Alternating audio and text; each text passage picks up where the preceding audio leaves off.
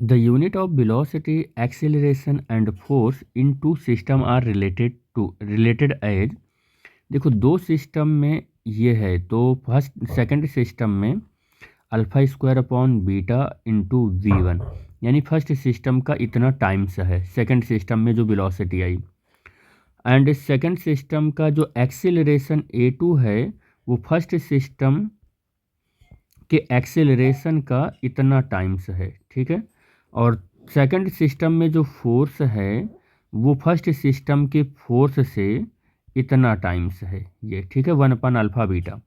तो where alpha and beta are dimensionless constant, how are momentum unit of the system related to. Momentum किस तरीके से related है, तो इस वाले एक्सप्रेशन को थोड़ा सा मैं चेंज करूँगा। V2/V1 अगर लिखूँ तो अल्फा स्क्वायर अपॉन बीटा, इस एक्सप्रेशन को A2/A1 लिखूं तो अल्फ़ा बीटा, इस एक्सप्रेशन को लिखूं तो F2/F1 इज इक्वल टू 1/अल्फ़ा बीटा।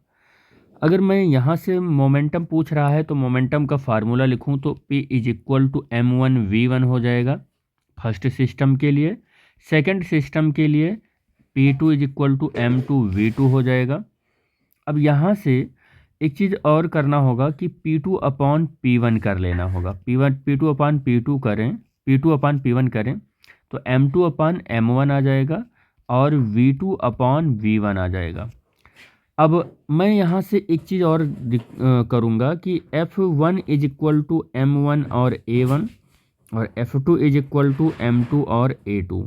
F2/F1 करेंगे, ये तो फार्मूला ही होता है ना, तो M2/M1 आ जाएगा और A2/A1 आ जाएगा। यहाँ से F2/F1 की वैल्यू 1/अल्फ़ा बीटा है और M2/M1 एज इट इज़ रहने दो आप, और A2/A1 की वैल्यू अल्फ़ा बीटा है। तो M2/M1 की जो वैल्यू आई 1/अल्फ़ा स्क्वायर बीटा स्क्वायर आया। तो ये वैल्यू जो है ना, ये वैल्यू जो है ना वो यहाँ पर पुट करेंगे। तो जब पुट करेंगे तो P2/P1 is equal to M2/M1 की वैल्यू 1/अल्फ़ा स्क्वायर बीटा स्क्वायर, और B2/B1 की जो वैल्यू है वो है alpha square upon beta. Alpha square से अल्फ़ा स्क्वायर कैंसिल हुआ, आपको जो मिल रहा है वो P2/P1 इज इक्वल टू 1/बीटा टू द पावर 3 मिल रहा है।